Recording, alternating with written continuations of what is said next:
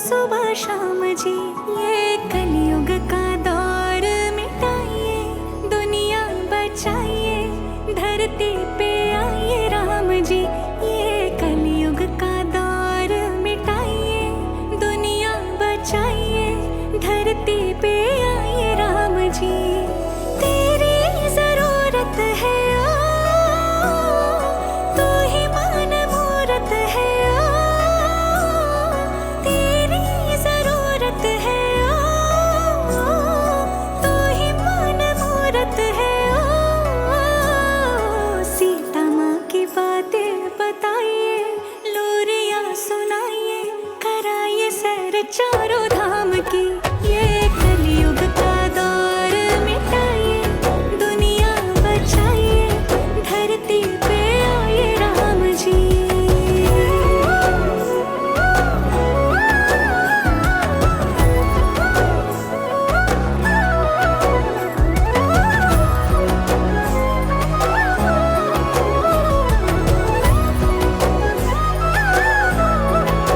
जो तेरे चरणों में माथा न टेके, मिट्टी में मिलते हुए मैंने देखे। जो लोग कहते हैं भगवान है नहीं, जो लोग प्रभु तेरा नाम नहीं लेते,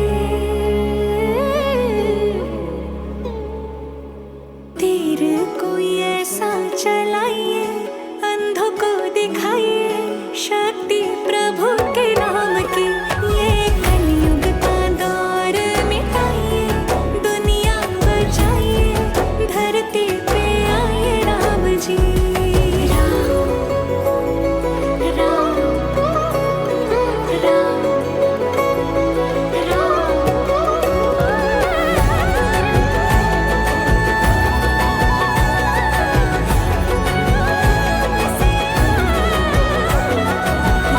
सिया राम, राम राम राम सिया राम, राम राम।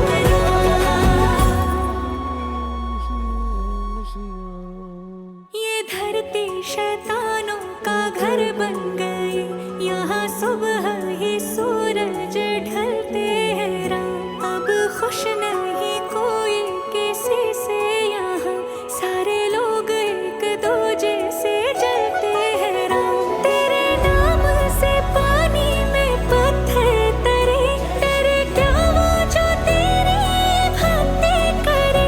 मेरे प्रभु शक्तियाँ अपने प्रयोग करो, दूर दुनिया के लोगों के रोग करो। हाय रोते हुए लोगों को हंसाइए, रास्ते दिखाइए, धरती पे आइए राम जी। ये कलयुग का दौर मिटाइए, दुनिया बचाइए, धरती पे आइए राम जी। ये कलयुग का दौर मिटाइए, दुनिया बचाइए, धरती पे आइए राम जी।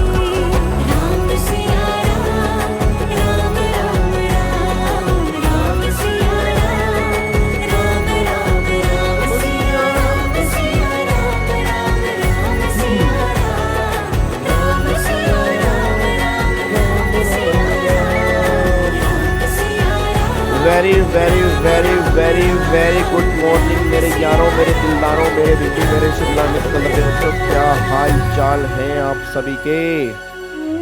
Very good morning, very good afternoon, very good morning, very good afternoon, very good evening. जब भी आप इस क्लास को देखेंगे आपको good evening, good afternoon, good morning. क्या हाल चाल हैं आप सभी के? बताओ भाई, क्या हाल चाल है भाई? बढ़िया हो? जिंदगी बढ़िया चल रही है? हैं? बोलो भाई, good afternoon, very good afternoon, very good afternoon जी, वेरी गुड आफ्टरनून। हाँ जी, गुड आफ्टरनून जी। राधे राधे जी, सत श्री अकाल। सर आपके चैनल पे सॉन्ग का कॉपीराइट क्यों नहीं आता? आता है, हर गाने पे, हर वीडियो पे कॉपीराइट क्लेम है। आपकी क्लास में आते ही सॉन्ग सुन के दिल गार्डन गार्डन हो जाता है। चलो बहुत बढ़िया जी। बहुत बढ़िया सर, बेबी गर्ल से आशीर्वाद दिलवा दो। वो हॉस्पिटल में है अभी, मैं घर में हूँ, मैं तुम्हारी सेवा में लगा पड़ा हूँ। वो हॉस्पिटल में है, बताओ यार, मैं तो खुद भाई साहब बहुत कम मिल पाता हूँ उससे। और क्या रिस्पॉन्सिबिलिटी सर, पता है देखो, कहते हैं ना वो दो लाइनें मेरे को ध्यान आ गई, आराम कमाने निकलता हूँ आराम छोड़कर। वही कहानी है, आराम कमाने के लिए निकल जाता हूँ सुबह सुबह घर से आराम छोड़कर। पहले तो फिर भी शाम हुआ करती थी, बचपन में तो फिर भी शाम हुआ करती थी, अब तो सुबह के बाद सीधा रात होती है। ये कहानी चल रही है।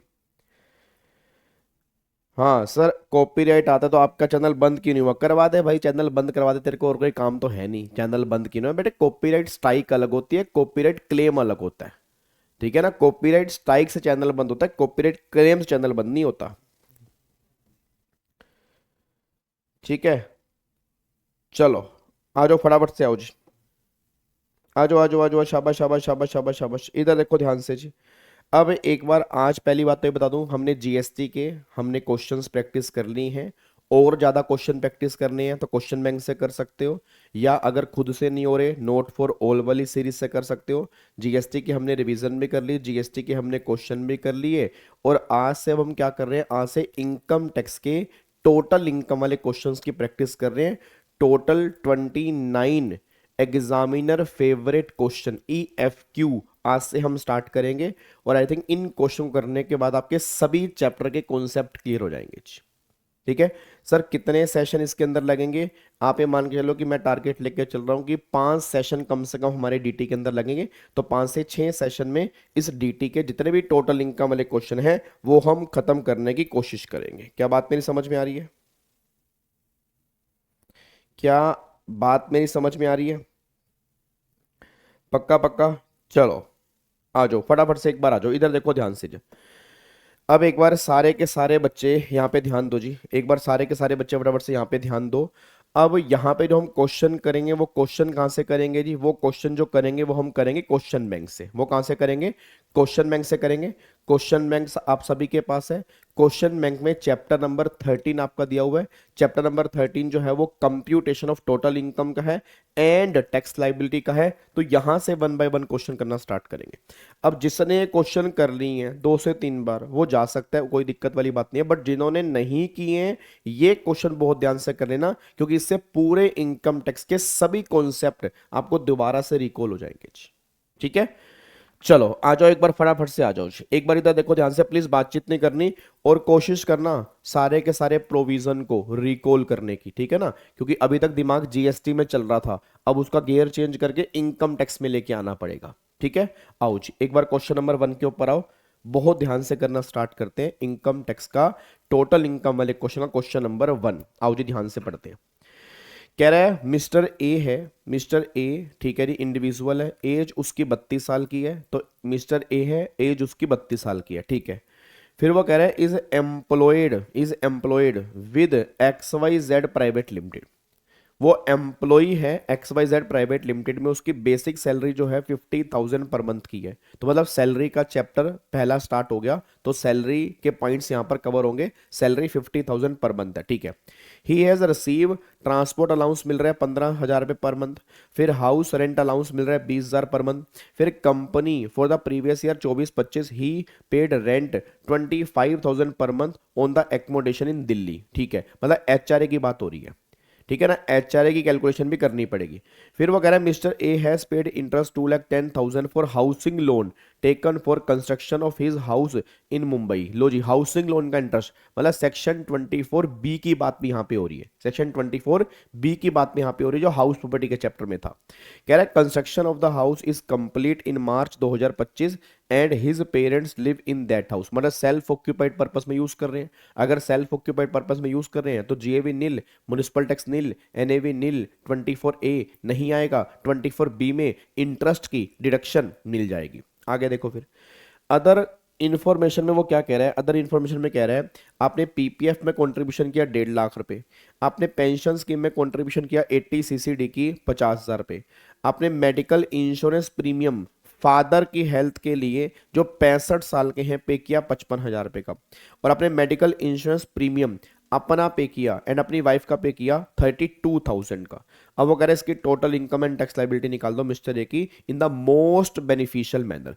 अब बहुत ध्यान सुना, जब क्वेश्चन में मोस्ट बेनिफिशियल मैनर लिखा होगा तो समझ जाना दोनों स्कीम से क्वेश्चन करना है। ये बहुत ध्यान से लाइन बना सर, क्योंकि ना बच्चा कई बार कहता है सर क्वेश्चन किस स्कीम से करना है। भाई जब उसने कह दिया मोस्ट बेनिफिशियल मैनर तो समझ जाओ दोनों स्कीम से करना है। मोस्ट बेनिफिशियल मैनर का मतलब ही क्या है कि नॉर्मल स्कीम से भी करो, डिफॉल्ट स्कीम से भी करो, जहां टैक्स तुम्हारा कम से कम आएगा वो आपने ऑप्शन चूज करके देखना है, बस ये पर ध्यान दो। तो यहां पे दोनों स्कीम से हमें क्वेश्चन करना है। अच्छा, दोनों स्कीम में फर्क क्या पड़ेगा? पहला फर्क तो ये पड़ेगा, नॉर्मल स्कीम में आपको ये सारी डिडक्शंस मिल जाएंगी, एचआरए का बेनिफिट मिल जाएगा, एचआरए का बेनिफिट मिल जाएगा। डिफॉल्ट स्कीम में क्या होगा, ना तो ये डिडक्शन मिलेंगी ना एचआरए का बेनिफिट मिलेगा। दूसरी बात, नॉर्मल स्कीम में section 24B interest on housing loan की डिडक्शन भी 2 लाख तक मिल जाती है नॉर्मल स्कीम में। डिफॉल्ट स्कीम में सेल्फ ऑक्यूपाइड वाले केस में जो तुमने लोन लिया उसके इंटरेस्ट की डिडक्शन डिफॉल्ट स्कीम में नहीं मिलती है। आप देख रहे हो, मतलब ये तुम्हारे दिमाग में ना होना चाहिए जब तुम क्वेश्चन सोल्व कर पाओगे। ठीक है, तो एक बार ऐसा करते हैं, इसको हम नॉर्मल स्कीम से करने की कोशिश करते हैं। पहले नॉर्मल स्कीम से करने की कोशिश कर लेते हैं और फिर डिफॉल्ट स्कीम से कर लेंगे। जैसे आप बोलो जी, बोलो कैसे करोगे? या पहले डिफॉल्ट स्कीम से करना है? पहले किससे करना है? डिफॉल्ट स्कीम से। चलो आ जाओ डिफॉल्ट स्कीम से कर लेते हैं जी। आ जाओ पहले एक बार सारे के सारे बच्चे फिर डिफॉल्ट स्कीम से आ जाओ जी। इधर देखो ध्यान से, अब यहाँ पे एक बार स्टार्ट करते हैं इस क्वेश्चन को। तो ऐसा करते हैं ना, ऐसा कर लेते हैं यार, एक तरफ यहाँ पे डिफॉल्ट स्कीम लिख देता हूँ, एक तरफ यहाँ पे नॉर्मल स्कीम लिख देता हूँ। तो सर क्या ऐसा एग्जाम में कर सकते हैं? बिल्कुल कर सकते हो, नहीं तो दूसरा शॉर्टकट तरीका भी अपना सकते हो। डिफॉल्ट स्कीम से इनकम निकाल लो, फिर उस इनकम में जो जो डिडक्शंस और मिलनी चाहिए वो माइनस करके आपकी नॉर्मल स्कीम से इनकम आ जाएगी। मतलब ऐसा नहीं है कि दोबारा से वो क्वेश्चन रिपीट करना पड़ेगा। अगर शॉर्टकट मेथड यूज करना है, डिफॉल्ट स्कीम से इनकम आएगी, उस इनकम में नॉर्मल स्कीम वाली एडजस्टमेंट कर दोगे, तुम्हारी नॉर्मल स्कीम से भी इनकम आ जाएगी। बट मैं यहाँ पे दोनों तरीके लेके चल रहा हूँ, यहाँ पे नॉर्मल स्कीम मैंने साथ में ले लिया और डिफॉल्ट स्कीम मैंने यहाँ पे ले लिया। ठीक है जी, अब एक बार फटाफट से यहाँ पे आ जाओ, इधर देखो ध्यान से। सबसे पहला पॉइंट यहाँ पर हमें दिया हुआ बेसिक सैलरीज। एक बार चेक करते हैं, यहाँ पर बेसिक सैलरी कितनी दी हुई है? 50,000 मल्टीप्लाई 12, तो 6 लाख रुपए की यहाँ पर बेसिक सैलरी आपको दी है। अच्छा, फिर अगला यहाँ पे दिया हुआ है ट्रांसपोर्ट अलाउंस। मेरे को सारे बच्चे बोलते हो ट्रांसपोर्ट अलाउंस की क्या कोई एग्जम्पशन मिलती है? नहीं मिलती है। ट्रांसपोर्ट अलाउंस फुली टैक्सेबल होता है। ट्रैवलिंग अलाउंस वाले केस में एग्जम्पशन मिलती है, ट्रांसपोर्ट अलाउंस वाले केस में नहीं मिलती। हाँ, हैंडीकैप वाले केस में 3200 रुपए की लिमिट है। हैंडीकैप वाले केस में 3200 रुपए की लिमिट है, बट इसमें कोई लिमिट एप्लीकेबल नहीं है, बस ये पर ध्यान दो। तो यहां पर कितना निकल के आ गया अब यहाँ पे? हाँ जी, यहाँ पर कितना निकल के आ गया? तो यहाँ पर आपका आ गया ट्रांसपोर्ट अलाउंस है और कितना है? 15,000 पर मंथ है, तो 15,000 मल्टीप्लाई 12, तो 1,80,000 पे यहाँ पे आ गया और 1,80,000 पे यहाँ पे आ गया। ये मेरा ट्रांसपोर्ट अलाउंस आ गया जी। ठीक है ना, ये मेरा ट्रांसपोर्ट अलाउंस आ गया। वो सर एक ऐसा करवा देना और एक फिर पहले डिफॉल्ट स्कीम के एडजस्टमेंट वाले करवा देना नॉर्मल वाले, तो इसी को कर लेंगे। वो डिफॉल्ट में तो मैं एडजस्टमेंट करवा दूंगा, इसी में करवा दूंगा, कोई दिक्कत थोड़ा है। आगे देखो अगला क्या था? एचआरए। अब बात करो एचआरए। अब सारे बच्चे बोला एचआरए वाले केस में यहाँ पर तुम्हें एचआरए की, अब यहाँ पे लिख देता हूँ वर्किंग नोट नंबर 1।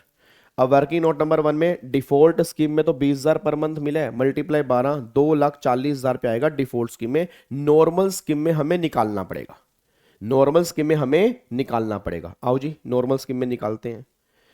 यहां पर आपको एक्चुअल एचआरए मिला 2,40,000। फिर दूसरा रेंट पेड, एक बार चेक करना है इस क्वेश्चन में जी, एक बार इस क्वेश्चन में चेक करो आपने रेंट कितना पे किया जी। रेंट आपने पे किया है 25,000 पर मंथ का रेंट, एकोमोडेशन दिल्ली में है, तो यहाँ पर रेंट पेड आपका आ गया 3 लाख रुपए। 25,000 है ना, 3 लाख रुपए का रेंट आ गया, माइनस में 10% ऑफ सैलरी। अब सैलरी यहाँ पे कितनी आएगी जी? सैलरी आपकी 6 लाख रुपए बेसिक सैलरी, और फिर डियरनेस अलाउंस है नहीं, और फिर आपका बोनस भी नहीं है, कमीशन भी नहीं है, taxable portion of all allowances, तो ट्रांसपोर्ट अलाउंस को इसमें जोड़ दोगे जी।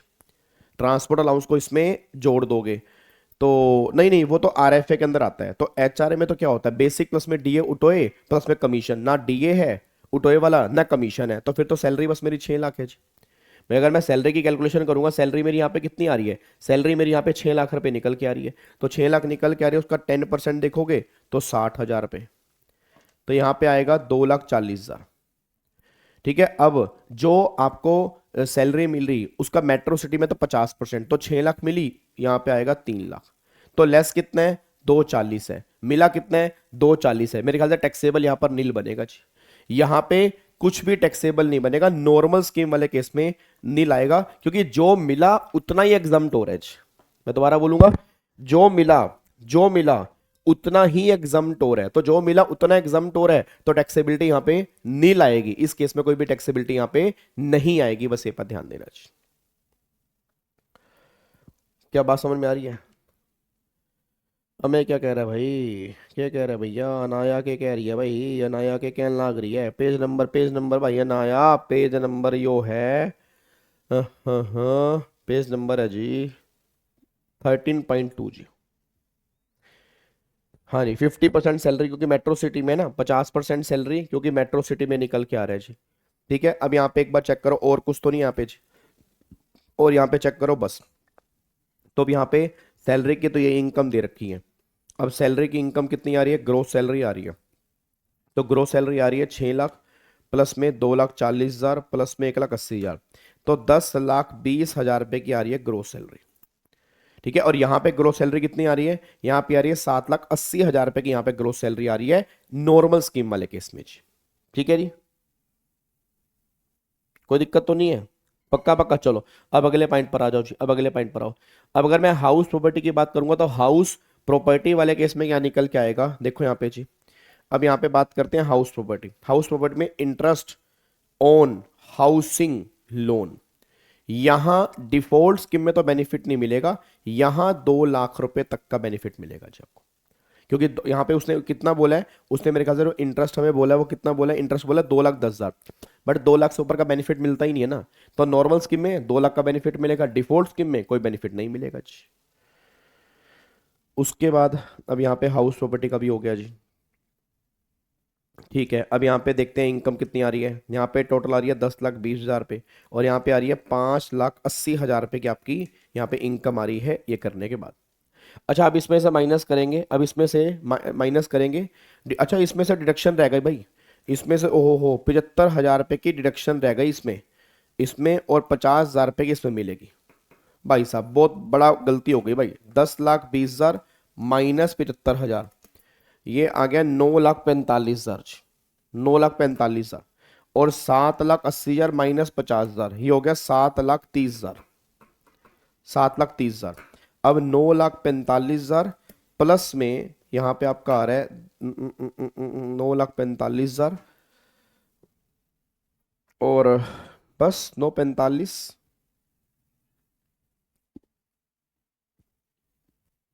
9,45 ही आ रहे हैं, तो यहाँ तो फिर आ रहा है मेरा 9,45 ही आ रहा है जी। तो यहाँ पे जो मेरी इनकम निकल के आ रही है वो कितनी आ रही है, यहाँ पे मेरी इनकम आ रही है 9,45,000,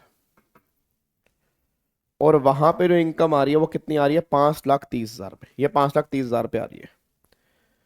ठीक है ना, ये 5,30,000 आ रही है। अब इसमें से माइनस कर दो डिडक्शन जी। अब मेरे को सारे बच्चे बोलना डिडक्शन अंडर चैप्टर 6A, हाँ जी अंडर चैप्टर 6A। अब फटाफट से बोलो जी, पहला सेक्शन पीपीएफ 80C 1.5 लाख, क्या मिलेगा, जल्दी बोलो 80C 1.5 लाख, पीपीएफ क्या मिलेगा, नहीं मिलेगा, तो यहां पर 1.5 लाख रुपए की बात यहां पे हो सकती है जी। ठीक है, यहां पर आपकी 1.5 लाख रुपए की बात यहां पे हो सकती है, कोई दिक्कत वाली बात यहां पे नहीं है। अब अगले पॉइंट पर आओ जी, नेक्स्ट पॉइंट कौन सा है, नेक्स्ट पॉइंट फिर यहां पर है पेंशन स्कीम 80 CCD वाली, कितने 50,000। अब 50,000 हमारी पेंशन स्कीम की हो गई, तो 80 CCD की जो लिमिट है यहां पर 50,000 टोटल यहां पे निकल के आ गया। अच्छा ठीक है, 50,000 जो है वो 80 CCD निकल के आ गया। अच्छा बच्चा ये बात कह रहा है कि सर ये 80 CCD 1 है या 80 CCD 1B है, क्योंकि अगर 80 CCD 1 है फिर तो वो 1.5 लाख की लिमिट में कवर है, क्योंकि टोटल मिला के हमें 1.5 लाख मिलनी है भाई, यहाँ पर 1.5 लाख मिल गया। अब यहाँ 50,000 जो है वो 80 CCD किसका है, 1 का है, 1B का है या 2 का है, तो गवर्नमेंट कह रही है अगर यहाँ पर लिखा है contribution to pension scheme referred in section 80 CCD, तो 80 सीसीडी के अंदर पेंशन स्कीम की बात होती है एनपीएस। और जब ऑब्वियस सी बात है जब यहां पर 1.5 लाख रुपए की लिमिट यूज हो चुकी है तो फिर मैं 80 सीसीडी 1B की बात करूंगा जो मुझे पूरे 50,000 मिल जाएंगे। फिर मैं क्या करूंगा 80 सीसीडी 1B के अंदर पूरे के पूरे 50,000 रुपए क्लेम कर लूंगा जी यहां पे जी। अब यहां पे बात हो रही है 80 सीसीडी 1B, ये पूरे 50,000 रुपए आ गए जी। उसके बाद नेक्स्ट डिडक्शन कौन सी फिर आ रही है जी, ये हो गया। फिर ये आपका मेडिकल इंश्योरेंस फादर वाला 65 साल की एज है 55, तो टोटल 50,000 तक का बेनिफिट मिलेगा, उसके ऊपर का बेनिफिट नहीं मिलेगा, बस ये पर ध्यान दो जी। तो यहां पर देखो 80D, यहां पर 50,000 का बेनिफिट मिलेगा।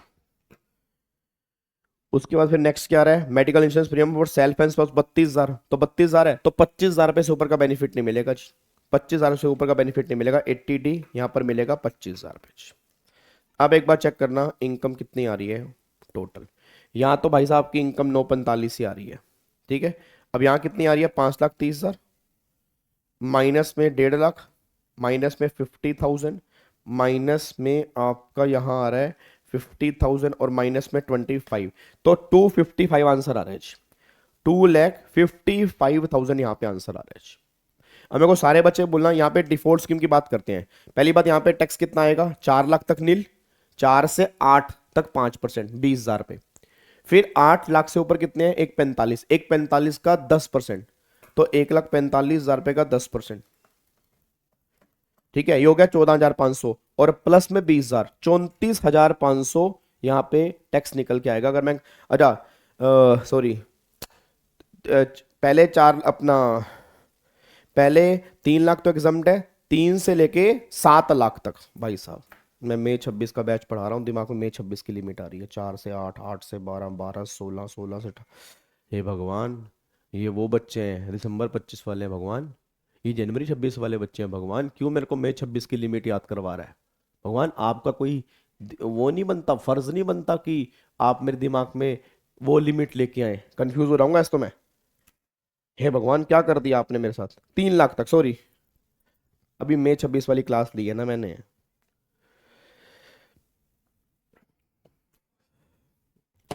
वापिस आओ, दोनों के रेट ही चेंज हो गए ना।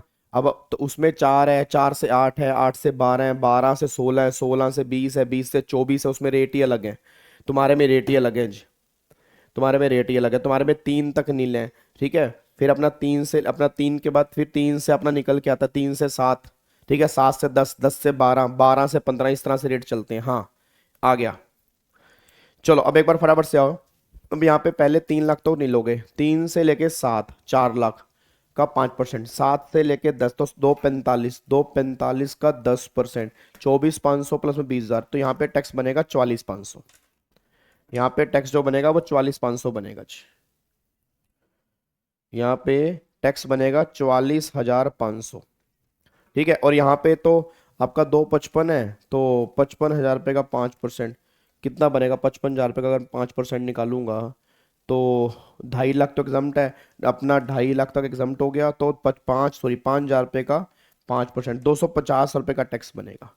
अच्छा अब यहाँ पे कोई रिबेट मिलेगी, रिबेट इसमें तो रिबेट नहीं मिलेगी, इसमें 250 रुपये की रिबेट मिल जाएगी, यहाँ तो टैक्स हो जाएगा नील, ठीक है। अब 44,500 है, इसमें बस 4% सेस ऐड करना है जी हमें, 4% सेस, तो 44,500 का 4% कितना आएगा 1,780, तो फाइनल टैक्स जो आएगा वो आएगा 46,280 रुपये का, ये आंसर आएगा जी। तो भैया नॉर्मल स्कीम बढ़िया यार,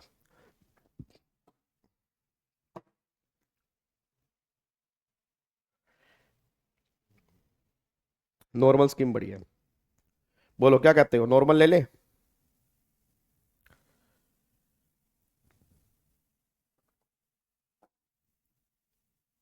बोलो भाई नॉर्मल स्कीम ले ले,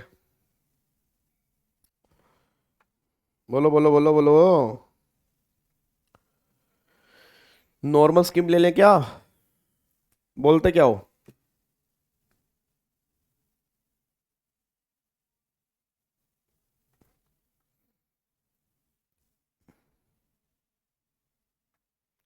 हाँ हाँ बिल्कुल बिल्कुल बिल्कुल, डन जी।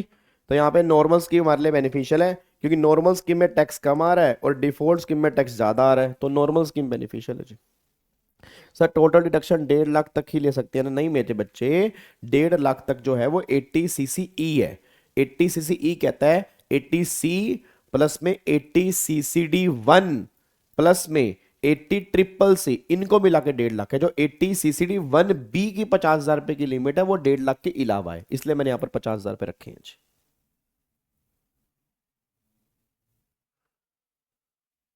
हाँ, अगर कोई स्कीम नहीं कह रखी हो फिर आपको दोनों स्कीम से करके आना है जी।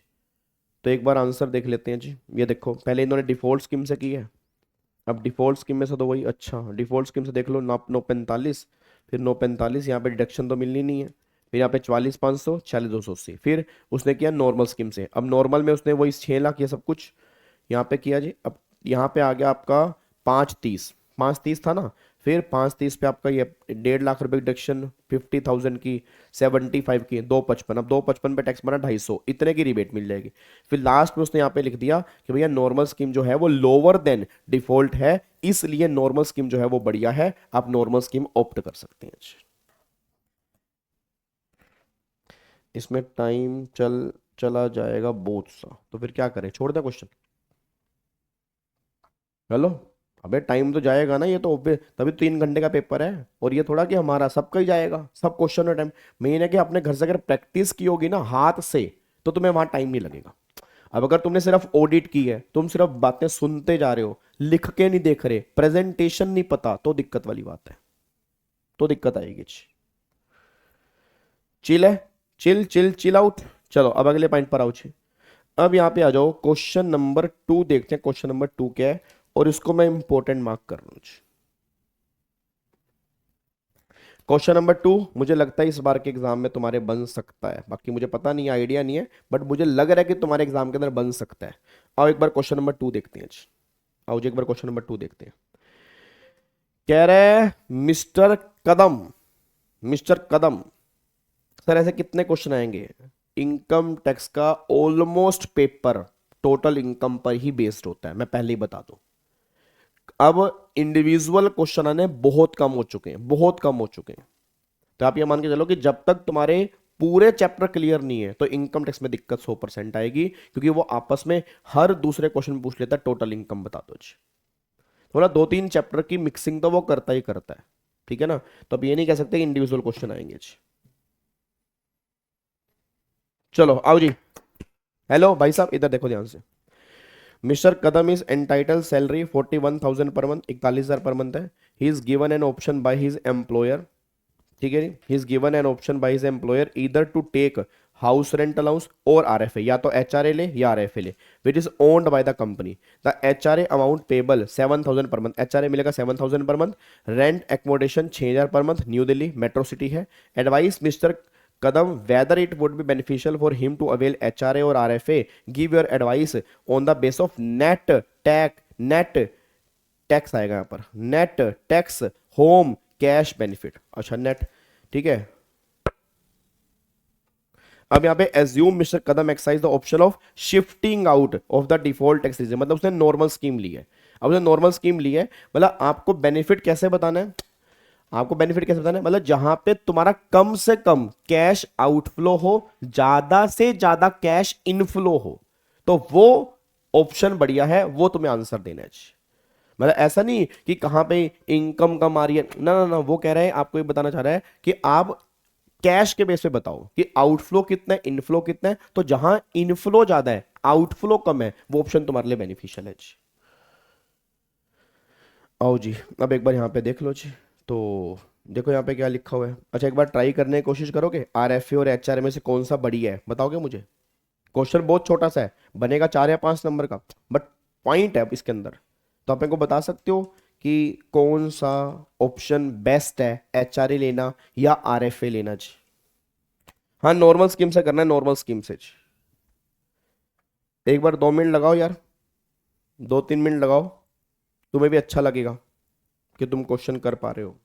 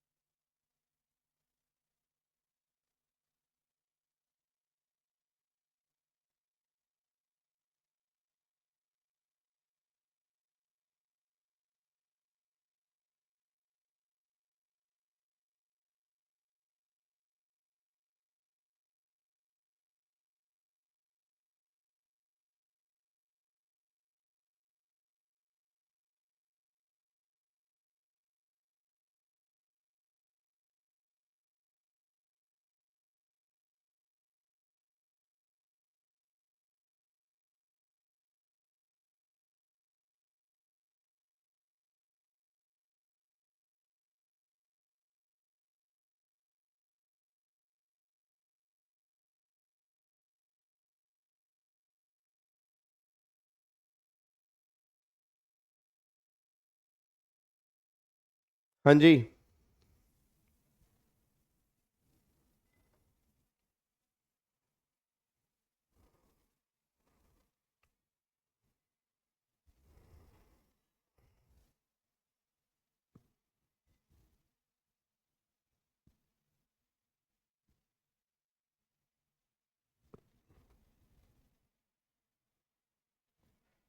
क्वेश्चन बैंक टेलीग्राम पे है जी। क्वेश्चन बैंक जो गूगल ड्राइव का लिंक है ना, उस गूगल ड्राइव के लिंक में है, इनकम टैक्स प्रैक्टिस मैनुअल के नाम से।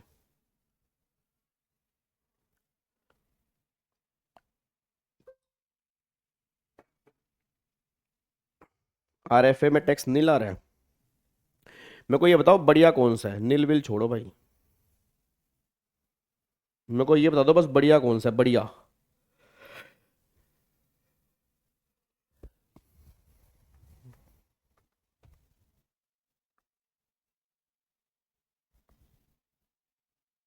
एचआरए। एचआरए बढ़िया है। हम्म।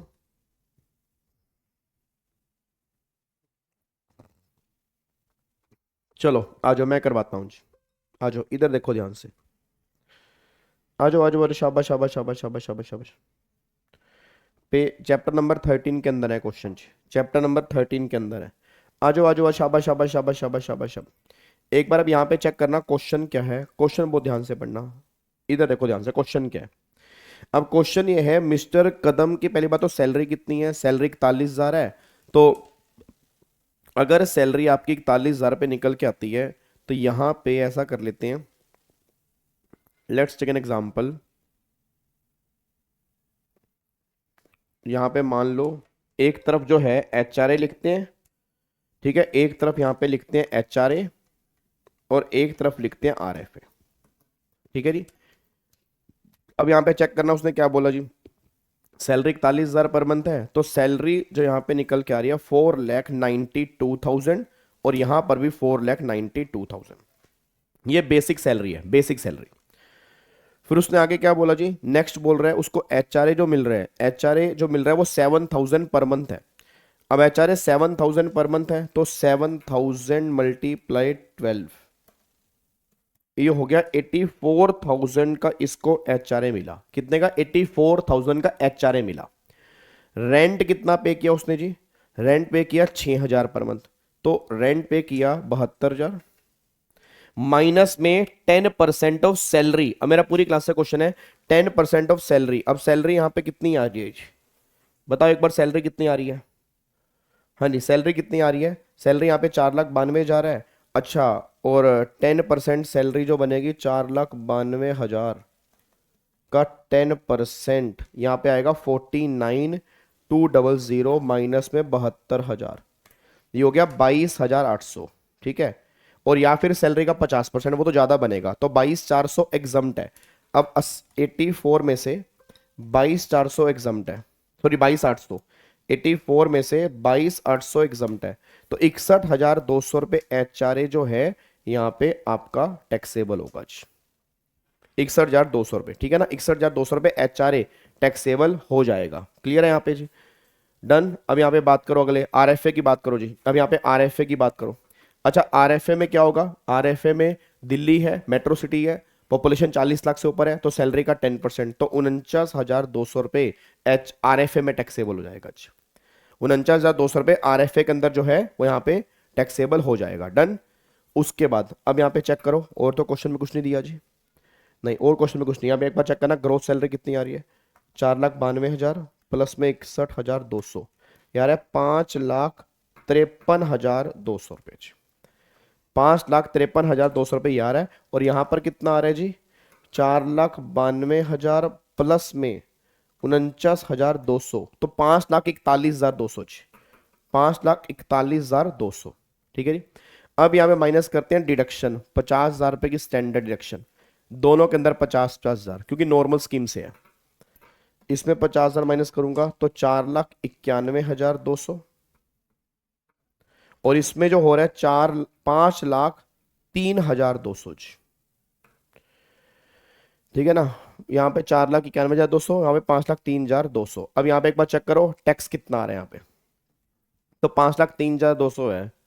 और नॉर्मल स्कीम से करते हैं तो 2.5 लाख तो एग्जाम्प्ट है, 2.5 लाख से 12,500, 3,200 का 20% प्लस में 12,500, 5,03,200। 2.5 से 5, 5 से हो गया 3,200 का। यहाँ पे आ रहा है 12,000। कितना टैक्स आ रहा है इसका? 13,140 इसमें आ रहा है ना, HRA वाले में 13,140 रुपए का टैक्स आ रहा है। कितने का टैक्स आ रहा है? 13,140 का टैक्स आ रहा है। डन ना? कितने का ही आ रहा है जी? उसमें कितने का आ रहा है? 4,91,200 में पहले 3 लाख तो एग्जाम्प्ट है, तो 1,91,200 का 5%। इसमें आ रहा है 9,560।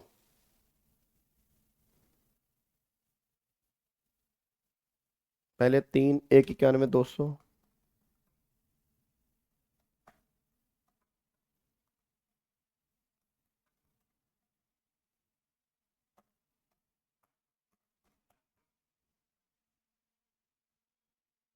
12,000 इसमें 60। इसमें कितना आ रहा है? 12,060। इसमें कितना आ रहा है? 12,060 का आ रहा है। बोलो भाई।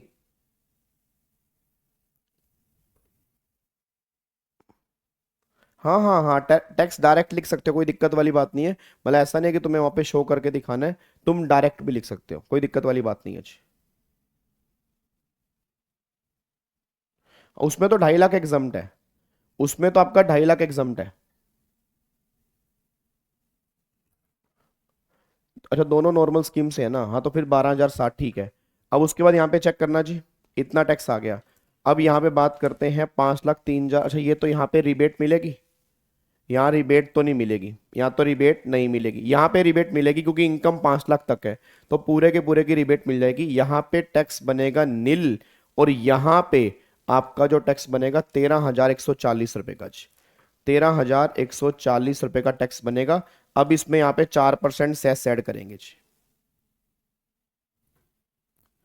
सर नहीं समझ आ रहा, सब प्रोविजन ही याद नहीं आ रहा। तो फिर बेटे पहले प्रोविजन याद करके आओ। मैंने तो पहले भी कहा था, ये टोटल इनकम वाले क्वेश्चन है, ऐसा नहीं है कि क्वेश्चन रट लोगे। आपको समझना चाहिए कि अब टाइम जो है चीजों को रिकॉल करने का है। अब प्रोविजन ही याद नहीं आ रहे, बताओ इसमें बस पहली बात तो प्रोविजन है क्या? दो चीजें तो उसने पूछी हैं, HRA और RFA, जबकि तो इसमें सैलरी भी नहीं निकालनी, सैलरी भी क्वेश्चन में दी हुई है नालायक।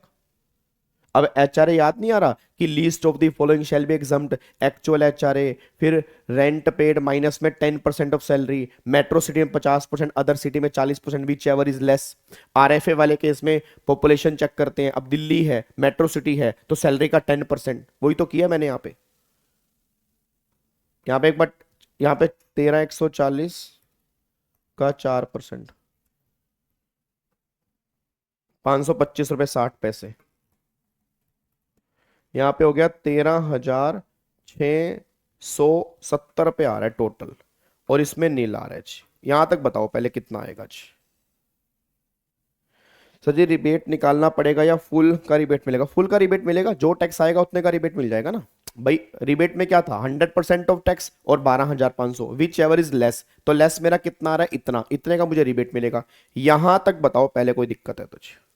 सर HRA का टैक्स कैसे आया मेरे बच्चे? 4,91,200 है, 2.5 लाख तो एग्जाम्प्ट हो गया, तो 4,91,200 में से 2.5 लाख रुपए गए, उसका 5%, तो 12,060 आ गया जी।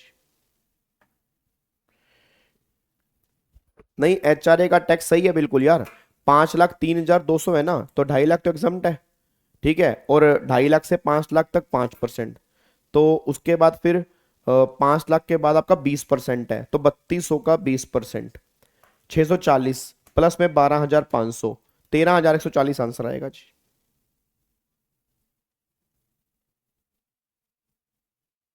यहां तक क्लियर है तो मैं आगे बढ़ूंगा, नहीं तो नहीं बढ़ूंगा जी। पहले मुझे ये बताओ, बोलो अभी तक बताओ, अभी तक सही है? अब सुनो ध्यान से, मैं कहना क्या चाह रहा हूं, अब बहुत ध्यान सुनना मेरी बात को। अब कायदे से अगर आप देखो, यहां पे टैक्स बन रहा है नील, यहां पे 13,670 बन रहा है। तो यहां पर मेरे को इतने का टैक्स देना है और यहां पर मुझे टैक्स नहीं देना। बट गवर्नमेंट ने कहा ऐसे नहीं बताना, नेट कैश इनफ्लो और आउटफ्लो के बेस पे बताना है। ठीक है, यहां टैक्स तेरा ज्यादा बन रहा है, तेरे को लग रहा है एचआरए तो बड़ा गंदा है। अभी देखने में क्या लग रहा है, एचआरए जो है वो तो बड़ा बेकार है, क्योंकि एचआरए में क्या निकल के आ रहा है, एचआरए में टैक्स ज्यादा है, आरएफए में टैक्स नहीं है। गवर्नमेंट ने कहा हमने टैक्स के बेस पे तो पूछा ही नहीं है, हमने तो कैश इनफ्लो और आउटफ्लो के बेस पे पूछा है। अब यहां पे आ जाओ, इधर देखो ध्यान से जी। अब यहां पे चेक करना, कैश फ्लो स्टेटमेंट।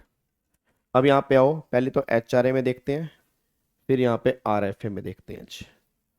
अब सबसे पहले बात करो, यहां पे सैलरी कितनी आ रही है, सैलरी सैलरी सैलरी सैलरी बताओ जी।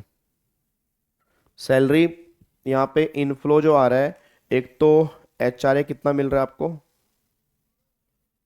एचआरए जो मिल रहा है वो 84 मिल रहा है ना, तो 84 एचआरए मिल रहा है। तो 5,76,000 कैसे, 4,92,000 की तो सैलरी है और अपना 84,000 का आपको एचआरए मिल रहा है।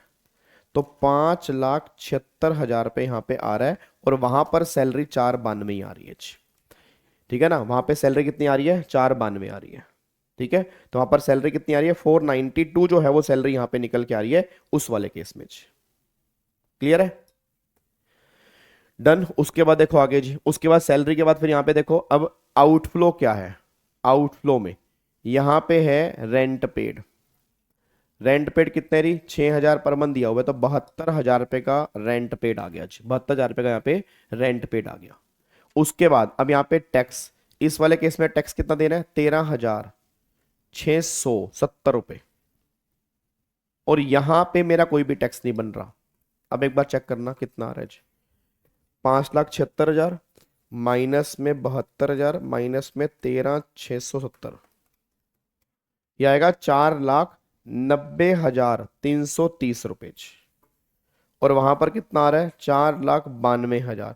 तो मेरे को सारे बच्चे बताना, नेट कैश इनफ्लो किस में ज्यादा है, आरएफए के अंदर ज्यादा है।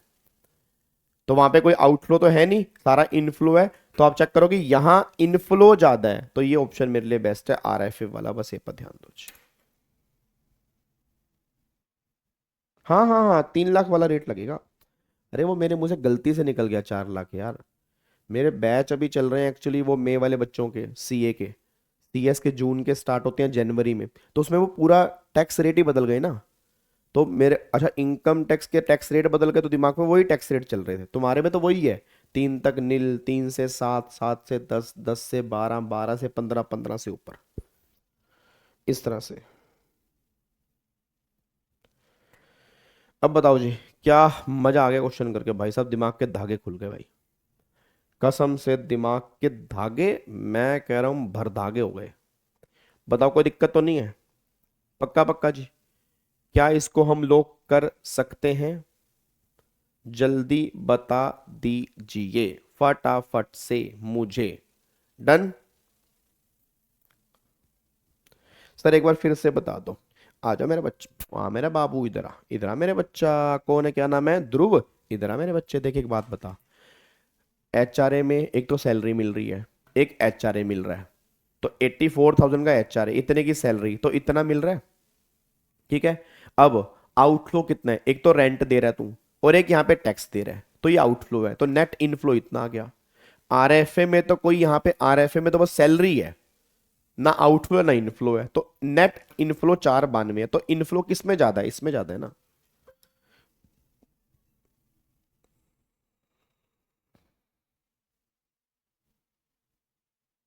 डन,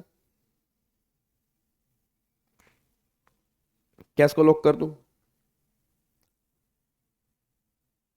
ठीक है। चलो अब आ जाओ, अब एक बार यहां पे आओ जी। अब देखो सुनो, ये तो क्वेश्चन नंबर 2 था, अब ये हमारा क्वेश्चन नंबर 2 निकल के आ रहा है।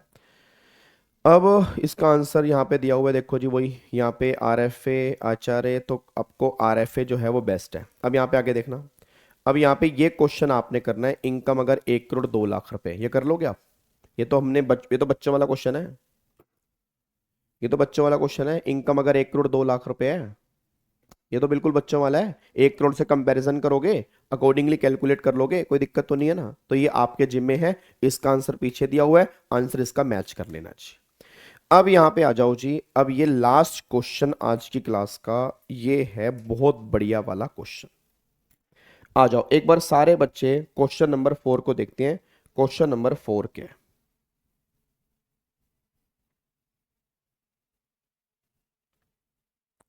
आ जाओ जी, एक बार देखो ध्यान से क्वेश्चन नंबर 4, ध्यान से पढ़ना। क्वेश्चन नंबर 4 क्या है? कह रहा है miss Charlie an American national. American national का मतलब है फॉरेन सिटीजन। अब अगर फॉरेन सिटीजन है तो ये मान लो कि स्पेशल केस में तो कवर नहीं है। हो सकता है अगर वो इंडियन ओरिजिन बन जाए, वैसे तो इंडियन सिटीजन नहीं है, ये यहां से बाहर हो गया। इंडियन ओरिजिन हो और बाहर सेटल्ड हो, बाहर से इंडिया में आ रहा हो, तो बात एक अलग है। Miss Charlie American national got married to mister Radhe of India in USA. शादी की 2 मार्च 24 को। And came to India for the first time, पहली बार आ रहे हैं 16 मार्च 24 को। ठीक है। शी लेफ्ट टू यूएसए 19 सितंबर, तो 19 सितंबर तक वो इंडिया में रहे, तो मतलब अप्रैल, मई, जून, जुलाई, अगस्त और सितंबर। ठीक है जी। उसके बाद अप्रैल, मई, जून, जुलाई, अगस्त और सितंबर में कितने हैं? 19। ये हो गया 172 डेज, तो ये हो गया जी 172 हो गया। ठीक है। उसके बाद she return to India again, फिर ऑन 27 मार्च। लोरी 27 मार्च को आ गया। अब 27 मार्च को आ गया तो आप यहाँ पे देखो 27 मार्च को, 27, 28, 29, 31, 5 दिन और हो गए, तो भैया 177 डेज हो गया जी। 177 मतलब 182 से कम रहा है, 182 से कम रहा है। फिर वो कह रहा है while in India she has purchase a showroom in Mumbai 30 April 24 which has lease out a property on A rent 25,000 per month. 25,000 per month का रेंट आ रहा है।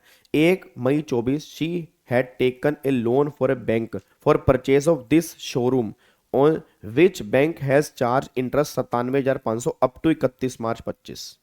ठीक है। She had receive the following cash gift from her relative. अब उसको relative से ये gift मिल रहे हैं। कह रहे एक तो रेजिडेंशियल स्टेटस निकाल दो और एक उसकी टोटल इनकम कंप्यूट कर दो। पहले मेरे को ये बताओ 177 डेज आ रहे हैं, क्या पिछले 4 साल में, सोच के बोलना, क्या वो इंडिया में था? नहीं था, फर्स्ट टाइम इंडिया में आ रहा है। अगर आप चेक करोगे फर्स्ट टाइम है, 16 मार्च को आया, तो 16, 17, 18, 19, 20, तो 16 दिन तो हुए भाई। पिछले साल में 16 दिन तो हुए, उससे पहले तो वो इंडिया में था ही नहीं। अब सोच के बताओ 182 डेज वाली कंडीशन भी सेटिस्फाइड नहीं है, 60 डेज और मोर है, 60 डेज और मोर है, बट पिछले 4 साल में 365 नहीं है, तो ये बंदा जो है ये तो एनआरएच, ये बंदा जो है ये एनआर माना जाएगा। पहली बात तो समझ लो, ये नॉन रेजिडेंट बनेगा, इसकी टैक्सेबिलिटी नॉन रेजिडेंट के हिसाब से होगी। ये बताओ ठीक है ना, क्योंकि 182 डेज वाली कंडीशन भी सेटिस्फाइड नहीं है, और अगर 182 डेज वाली कंडीशन सेटिस्फाइड नहीं है और ना ही फिर 60 डेज वाली कंडीशन सेटिस्फाइड है, क्योंकि पिछले 4 साल में 365 दिन भी नहीं है जी। क्या बात मेरी समझ में आ रही है? जल्दी बताओ जी। डन। ठीक है चलो। अच्छा आप बताओ, अब ये नॉन रेजिडेंट होगा। अब इसका इसका इसका इसने शोरूम मुंबई में परचेस किया, तो मुंबई से जो उसको रेंट आ रहा है, ये जो रेंट आ रहा है, क्या ये रेंट टैक्सेबल होगा इंडिया में? बिल्कुल होगा। एनआर के हाथ में वो इनकम जो उसने इंडिया में कमाई है। 16 डेट वाला साथ में काउंट करेंगे ना? क्यों काउंट करेंगे भाई, क्या हो गया? 16 डेट कहां से आ गया? 16 मार्च 24 है, ये तो पिछला साल है। प्रीवियस है 23 24 है, हमें 24 25 का निकालना है। भाई साहब हेलो, ओए क्या, ये 16 मार्च 24 तो पिछला साल है ना, 23 24 है, हमें 24 25 का निकालना है। तो 24 25 में तो 19 सितंबर से लेके कैलकुलेट, मतलब 19 सितंबर का वो बाहर गया, तो अप्रैल, मई, जून, जुलाई, अगस्त, सितंबर, फिर वापस आया मार्च में, तो मार्च के 4 दिन हो गए। तो टोटल मिला के यहाँ पे सॉरी 5 दिन हो गए, 177 डेज बन रहा है। जो ये 16 दिन है वो तो पिछले साल के हैं, 16 मार्च 24 है, that is previous year 23 24, not previous year 24 25। अब यहाँ पे आओ जी। अब ये 25,000 पर मंथ है, 1 मई को दिया तो 11 महीने का रेंट हो गया मेरे ख्याल से, तो 25,000 मल्टीप्लाई 11, तो ये हो गया 2,75,000। म्यूनिसिपल टैक्स क्वेश्चन में दिए नहीं है। और NAV मेरी है कि 24A इसका 30%, 82,500 ये हो गया 24A। 24B में ये देखो लोन का इंटरेस्ट दे रखा है जी, लोन का इंटरेस्ट दे रखा है 97,500। तो मेरी इनकम फ्रॉम हाउस प्रॉपर्टी जो आ रही है वो मेरी यहाँ पे आ रही है, दैट इज 95,000 की मेरी इनकम फ्रॉम हाउस प्रॉपर्टी है। 95,000 की इनकम फ्रॉम हाउस प्रॉपर्टी है। पहले ये बताओ इसमें कोई दिक्कत तो नहीं है? हाँ जी, 95,000 की इनकम फ्रॉम हाउस प्रॉपर्टी आ रही है मेरी जी। मेरे बस की नहीं, समझ गया मैं। अरे तो नहीं तो फिर, अब समझ गया तो फिर भी तू अभी यहाँ बैठा है यार, बता यार, और लोगों को डिमोटिवेट कर रहा है। क्या नाम है बच्चे का? Ron wisely. बस की सब है बेटे, माइंड सेट करना पड़ेगा, पढ़ना पड़ेगा उसके लिए। अब बस की नहीं है मैसेज करके तो बस की हो नहीं जाएगी, कमेंट में यूट्यूब पे, नालायक। ठीक है, इनकम फ्रॉम हाउस प्रॉपर्टी कितना आ गया? इनकम फ्रॉम हाउस प्रॉपर्टी आ गया 95,000। क्लियर है? इनकम फ्रॉम हाउस प्रॉपर्टी कितना है? 95,000। सर 82,500 क्या है? स्टैंडर्ड डिडक्शन ना, 30% की स्टैंडर्ड डिडक्शन भी तो मिलती है, तो 82,500 की वो है। और जो फिर हाउसिंग लोन का इंटरेस्ट है जो आपका 97,500 का इंटरेस्ट हो गया, तो बैलेंस आपकी हाउस प्रॉपर्टी की इनकम आ गई जी। हाँ, मई से मार्च का ना, 11 महीने का रेंट देखना पड़ेगा जी। बेटे ये समझ ले, जो PC/2 मल्टीप्लाई आर ना, वो छोड़ दो, ये समझ लो, छोड़ दो उस क्वेश्चन को। ठीक है, वैसे मैंने यूट्यूब पे डाला हुआ है, अगर वो नोट फॉर ऑल वाली चीज देखोगे उसमें है। अभी के लिए ये समझ लो।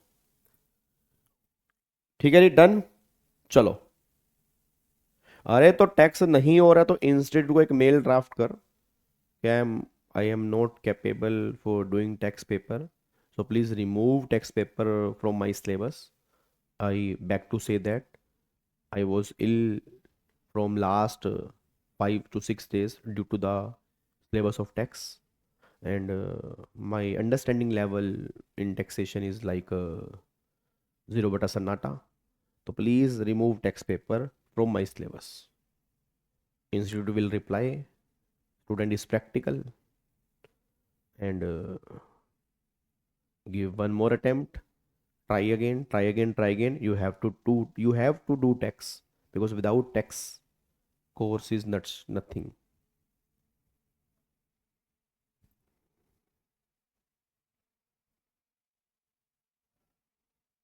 ठीक है, चलो इधर आओ जी फटाफट से। आओ जी फटाफट से आओ जी। RFA में इंडेक्सेशन तब होता है जब वो 1 साल से ज्यादा एक ही एम्प्लॉय को दिया जाए। अच्छा, ये तो हाउस प्रॉपर्टी की इनकम होगी। अब अदर सोर्स में आना। अब बताओ, उसको गिफ्ट मिल रहा है नॉन रेजिडेंट को from parents of husband, husband के पेरेंट्स से। तो हस्बैंड के पेरेंट्स तो रिलेटिव हैं, तो हस्बैंड के पेरेंट्स रिलेटिव हैं, उनसे मिलने वाला गिफ्ट एग्जम्प्ट है। अरे 11 महीने क्यों लिए? देखो 190 से 155 बच्चा आ गया, 45 बच्चा सरेंडर कर गया, कह रहा डीमोटिवेट हो जाता हूँ, थ्योरी करने जा रहा हूँ दोबारा से। सब थ्योरी पे लगे हुए हैं। 45 बच्चा तो वैसे ही डीमोटिवेट हो गया, कह रहा छोड़ यार, कौन करेगा ये क्वेश्चन भाई, आराम, इतना नहीं दिमाग कला कर सकते, नालायक। हाँ जी, 11 महीने मेरे बच्चे। यहाँ पे अगर आप चेक करोगे, यहाँ पे 1 मई है ना, तो मई से मार्च आपने प्रॉपर्टी किराए पर दी, मई से, तो मई से मार्च 11 महीने बनेंगे जी।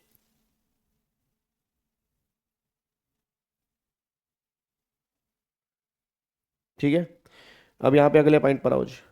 From married sister of husband. अब मैरिड सिस्टर ऑफ हस्बैंड, तो सिस्टर ऑफ हस्बैंड, तो हस्बैंड मतलब उनके भाई बहन हमारे रिलेटिव वाली कैटेगरी में ही आते हैं, तो ये भी एग्जाम्पशन वाली कैटेगरी में आएगा। और फिर टू वेरी क्लोज फ्रेंड है भाई, ये तो टैक्सेबल है, तो 151 प्लस में 21, तो ये हो गया 172। तो 172 की अदर सोर्स की इनकम आ जाएगी उसकी जी। ठीक है ना, 172 के अदर सोर्स की इनकम आ जाएगी, बस ये पर ध्यान दो। ठीक है ना, तो 172 और ये आपका कितना आ रहा था 95। तो एक बार चेक करना टोटल इनकम कितनी आ रही है जी। तो 1,72,000 और 95,000, तो 172 प्लस में 95 कितना आ रहा है? 2,67,000 की इनकम आ रही है। अब 2.5 लाख तो एग्जम्प्ट है, 2.5 लाख तो एग्जम्प्ट है। फिर 2.5 लाख से ऊपर कितने हैं इसमें, उसका 5%, तो 850। 850। अब गलती से रिबेट मत दे देना, नॉन रेजिडेंट को रिबेट नहीं मिलती, इनकम 5 लाख तक है फिर भी रिबेट नहीं मिलेगी क्योंकि ये नॉन रेजिडेंट है। यहां तुमसे पेपर में गलती हो सकती है, तो इसमें 4% बस सीधा जोड़ना है इसमें जी। तो इसमें बनेगा 884, तो 880 आएगा राउंड ऑफ करने के बाद, ये टैक्स आएगा।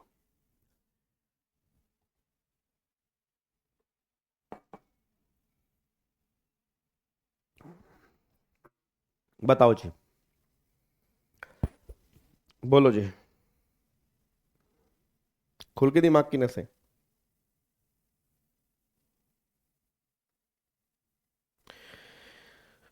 डेली टोटल इनकम वाले क्वेश्चन ही होंगे, डेली टोटल इनकम वाले क्वेश्चन होंगे, चैप्टर वाइज नहीं कराऊंगा जी। अब मैं पेपर में चैप्टर वाइज नहीं आने, ध्यान रखना, पेपर में मिक्स क्वेश्चन आने हैं जी, आपको उसी की प्रैक्टिस करनी पड़ेगी। देखो हमें रियलिटी में जीने ना, हेलो भाई साहब, हमें टोटल इनकम वाले क्वेश्चन करने हैं, तो ऑटोमेटिकली हर चैप्टर हमारा इसमें कवर हो जाएगा। इनकम टैक्स प्रैक्टिस मैनुअल, 50,000 की लिमिट तब लगती है ना जब गिफ्ट 50,000 का हो, अगर 50,000 से ज्यादा का हो तो पूरी वैल्यू गिफ्ट की टैक्सेबल होती है।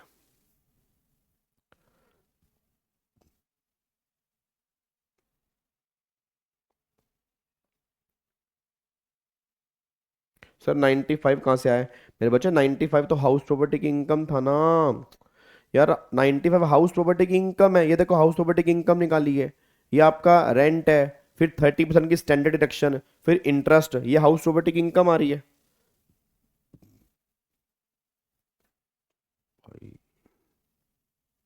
बंसली, एक बात मेरे को बताओ, ये दोनों गिफ्ट उसको रिलेटिव से मिले हैं, अब जो रिलेटिव से गिफ्ट मिले हैं वो एग्जम्प्ट है, जो उसके क्लोज फ्रेंड से मिले हैं दोनों मिलाकर 50,000 से ज्यादा है, तो पूरी की पूरी वैल्यू अदर सोर्स की इनकम नहीं बन जाएगी।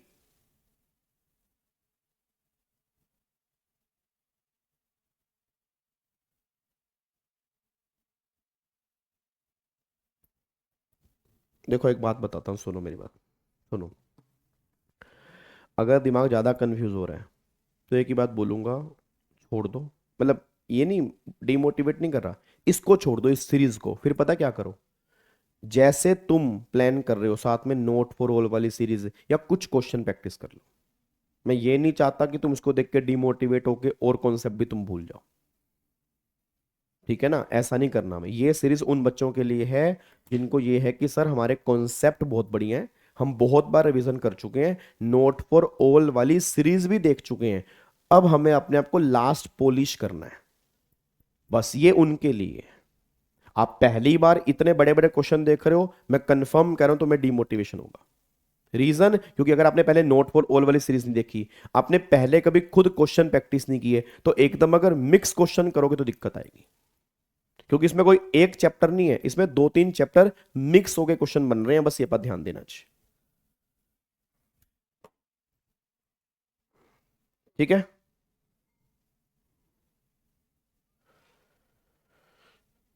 हाँ हाँ बिल्कुल मिलेगी जी, बिल्कुल डिडक्शन मिलेगी 24B की। चलो अब इधर देखो ध्यान से जी, अब यहाँ पे ना एक पॉइंट उसने और दे रखा है, एक पॉइंट और दे रखा है, कह रहा रेजिडेंशियल स्टेटस बताओ, एनी चेंज, उसके अंदर कोई चेंज आता, अगर वो इंडियन ओरिजिन का पर्सन होता और उसकी टोटल इनकम इंडियन सोर्स वाली 18 लाख रुपए होती, and she is not liable to pay tax in USA, और वो वहां पे टैक्स पे करने के लाइबल नहीं होता। पहली बात 61A डीम्ड रेजिडेंट वाला तो लगता नहीं, क्योंकि डीम्ड रेजिडेंट वाला इंडियन सिटीजन पे लगता है, ये इंडियन ओरिजिन है।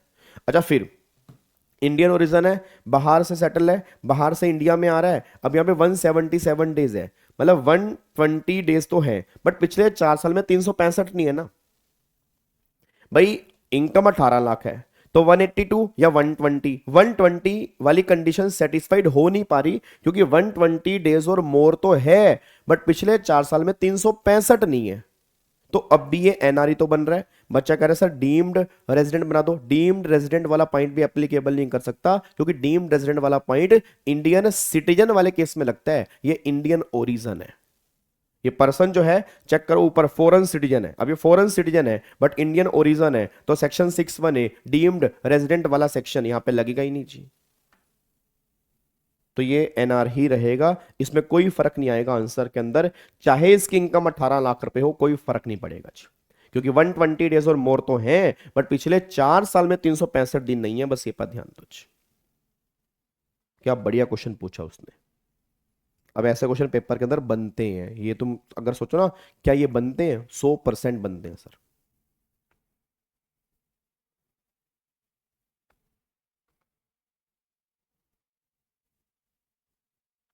डन, पक्का पक्का। अब जिनको भी प्रॉब्लम है, एक बार दोबारा से मैं बता रहा हूं, एक बार दोबारा से इसको अच्छे से रिवाइज कर लेना आज वाली क्लास को, तुम्हारे कॉन्सेप्ट बिल्कुल क्लियर हो जाएंगे। और मैं कल के लिए तुम्हें होमवर्क दे रहा हूं, कल के लिए तुम्हें होमवर्क दे रहा हूं ताकि तुम घर से थोड़ी सी प्रैक्टिस करके आओ। कल आपने क्वेश्चन नंबर 5, आपने क्वेश्चन नंबर 6, क्वेश्चन नंबर 7, ये 3 क्वेश्चन आपने घर से ट्राई करके आने हैं। कल तो संडे है, शायद कल क्लास पॉसिबल नहीं हो पाएगी, मंडे को लूंगा, बट अगर कल हुआ तो कल भी ले सकता हूं, कोई दिक्कत नहीं है। तो आप कल से पहले तीनों क्वेश्चन कर लेना, क्वेश्चन 5, क्वेश्चन 6 और क्वेश्चन 7 एक बार ट्राई करके देख लेना। हाँ हाँ, डिफॉल्ट स्कीम में 3 लाख की लिमिट है, डिफॉल्ट स्कीम में 3 लाख की लिमिट है, चाहे वो एनआरई क्यों ना हो। सर 15 दिन में टेक्स्ट को टैकल कैसे करें, मतलब रिवाइज कैसे करें, फिर रोज क्वेश्चन सोल्व करें तो चलेगा, या सिर्फ क्वेश्चन सोल्व करके कॉन्सेप्ट रिकॉल करें? देखो पहली बात तो ये समझ लो, अगर मैं आपको 20 दिन भी नहीं, आपको मैं 15 दिन का अगर टेक्स्ट का शेड्यूल दूं तो आपको 15 दिन में आप टेक्स्ट कैसे कर सकते हो, उसके 2 तरीके हैं। अगर आपने पहले क्वेश्चन बहुत सारे प्रैक्टिस कर रखे हैं तो सिर्फ प्रोविजन पढ़ लो, चार्ट बुक से या क्लास के नोट से, जहां से भी आपको कंफर्टेबल लगता है। और क्वेश्चन अगर करने हैं तो जो सिर्फ क्वेश्चन बुक में दिए हुए हैं अभी सिर्फ वही कर लो। अभी सिर्फ जिसने नोट फॉर ऑल वाली सीरीज कर ली है, जिसने नोट फॉर ऑल वाली सीरीज कर ली है, अब उसको बस एक काम करना है, सिर्फ रिवीजन और साथ में बुक वाले क्वेश्चन, और इसके अलावा तुमने कोई क्वेश्चन नहीं उठाने हैं। ठीक है, ये आप काम कर सकते हो लास्ट के 15 दिन के अंदर। और पहले अगर रिवीजन करनी है तो पहले इनकम टैक्स करो। 15 दिन के टारगेट में लेके चलो कि पहले 10 दिन मुझे इनकम टैक्स में लगाने हैं, और डेली कम से कम भी कह रहा हूं, कम से कम 4 से 5 घंटे आपको टैक्स को देने पड़ेंगे, अगर तुम्हें टैक्स में अच्छे नंबर चाहिए। नहीं तो टैक्स में अच्छे नंबर नहीं आएंगे आपके।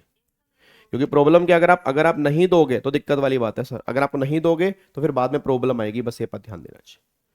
तो अगर आपको लग रहा है कि आपने क्वेश्चन पहले नोट फॉर ऑल वाली सीरीज कर ली है तो सिर्फ प्रोविजन साथ में बुक वाले क्वेश्चन, डेली 4 घंटे की पढ़ाई आपको करनी है। पहले 10 दिन इनकम टैक्स को दो, लास्ट के फिर जो होंगे फिर वो बचे हुए इनडायरेक्ट टैक्स को दे दो।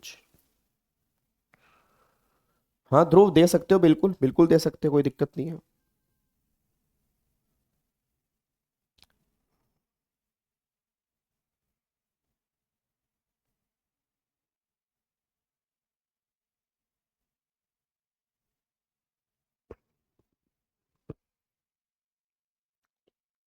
डन जी,